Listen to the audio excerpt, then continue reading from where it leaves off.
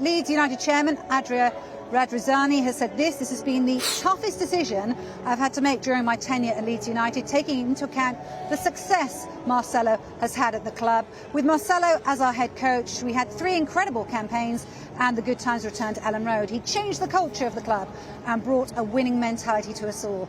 The moments created, particularly in the 2019-20 season, and winning promotion to the Premier League will of course live long in all our memories, myself and the fans included. So they just finalised their statement. Amongst other things they say, I'd like to thank Marcelo for his commitment. Plans for a permanent tribute to Marcelo at Ellen Road are underway and more information will be released in due course.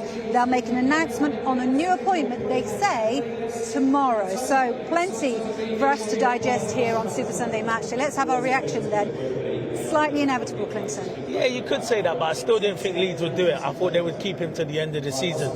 Listen, he's been unlucky with injuries, but what I said it, and I said it yesterday, I look at Bielsa and he is a top coach and he's had an unbelievable managerial career. It just didn't look like for me he had a plan B or a plan C. You cannot go, he went to Anfield in midweek and man marked. You can't do that against good players. You got to get, and that's where you got to change it.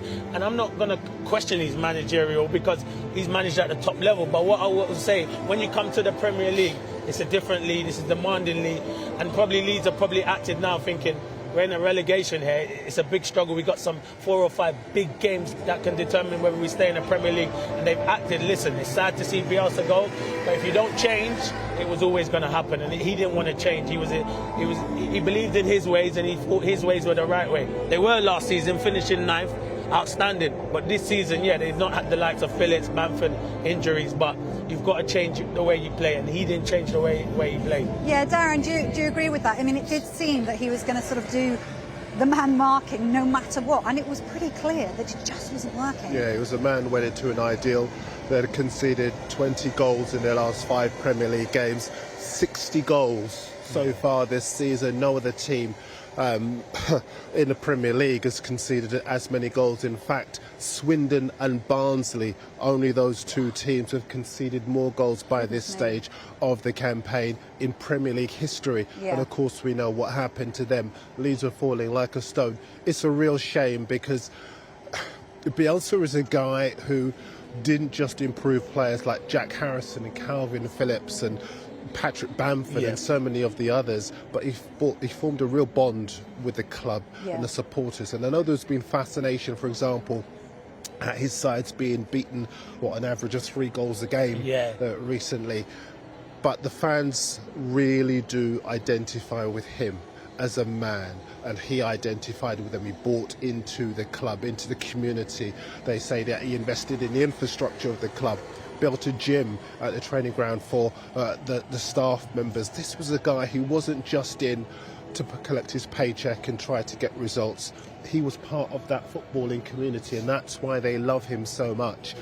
And I think even though he's gone, it's just listening to you reading the statement just there, I think that it is right that they should try to find some way to kind of get some lasting I don't know, memory, if you like, of his time at the club, because he's brought them back into the big time, and I think they will never forget what he's done for that club. Yeah, absolutely. Let's get more on this. We can join Tim Thornton, who's live for us in Leeds right. Look, Tim, a difficult decision, they say. So, the right decision, do you think?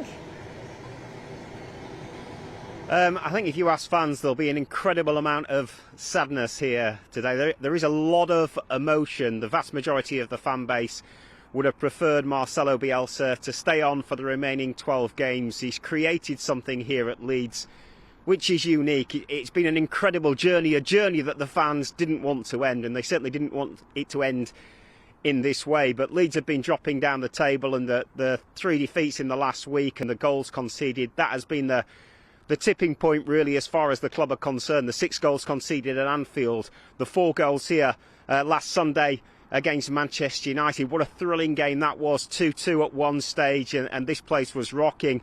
And then of course yesterday the 4-0 defeat, but even in that game Leeds hit the woodwork twice and created a lot of chances, and the style of football has been unbelievable really for the fans to watch. It's given Leeds United an identity, but there was a feeling that something had to change, and we know that Marcelo Bielsa he wasn't going to change. It's as simple as that. His philosophy has always been plan A, and if plan A doesn't work, then improve plan A. The club felt that there needed to be a change to keep Leeds in the Premier League, but I have to say the decision has been taken with a heavy heart, as we heard in the statement from Andrea Radrizzani. It's his toughest decision here at Leeds United. Bielsa will leave a legacy. I wouldn't be surprised if his name was sung around the ground between now and the end of the season. He is a legend here in Leeds, a much loved figure. He's united a whole city and created something really, really special. So yeah, the overriding emotion today, as far as Leeds fans are concerned, I think it's sadness, probably a little bit of anger as well that it's ended in this way. But Leeds have had to take a decision. It looks as though Jesse Marsch is the man that they want to bring in now to replace Bielsa. And as we heard a little bit earlier in the statement, the club are hoping to make an appointment by tomorrow. Yeah, in terms of Jesse Marsch, I mean, plenty of the Leeds fans might not know much about him. The former Leipzig manager, isn't he? What can you tell us about him? Would he be a good fit, do you think? Yeah, I think he would be a good fit. He plays a similar style of football. He's had a lot of success. He has managed in the MLS, had a lot of success there. Then went to RB Salzburg. They won the League and Cup double in consecutive seasons. It didn't work out for him at RB Leipzig, but he was only there for a very, very short period of time. He's actually somebody I spoke to earlier this week, and yeah, he seems like a great guy, and he could be a good fit for Leeds United, but it's going to be difficult for whoever comes in to succeed Marcelo Bielsa. That is going to be incredibly tough, and the only way I think he'll win the fans over is by getting results and keeping Leeds in the Premier League. Yeah, and in terms of their position, you know, that 16th in the table at the moment, but they've got a couple of games in hand over both Everton and Burnley. Are they facing the prospect of going down, do you think? Well, it's a very real prospect, isn't it? I think that's why this decision has been taken when it has. But to provide a bit of context, Leeds have just had some very, very difficult fixtures. Even in the last week, they've played Tottenham, they've played Liverpool, they've played Manchester United, and they've done so without some of their key players, Calvin Phillips, Patrick Bamford, Liam Cooper, the captain, who helps to set the culture here at Leeds, and he's such a leader. And yeah, it's been difficult for them, but there are fixtures coming up where Leeds United, I think, and the fans will feel they can pick up points and just to get over the line. It's the second season syndrome, isn't it? It's so difficult for teams in the second season to stay up, and if you can do that, then that provides a platform, I think, to really establish yourself as a Premier League force. So very, very difficult in the second season. If Leeds stay up, it will be a successful season, but they are on the brink a little bit at the moment, and they do need to start digging results out. But I'm sure there'll be a lot of disappointment here, the players as well, because a lot of them owe so much to Marcelo Bielsa. I think it's fair to say he's improved each and every single member of the squad at Leeds, and that happens very, very rarely. So yeah, disappointment, sadness here, but 12 games to go, and Leeds need to find some results to stay in the Premier League. Yeah, it was a shocking performance, wasn't it, when we were just talking about it ourselves here, you know, shipping 20 goals in 1 month alone. Just something had to give, didn't it?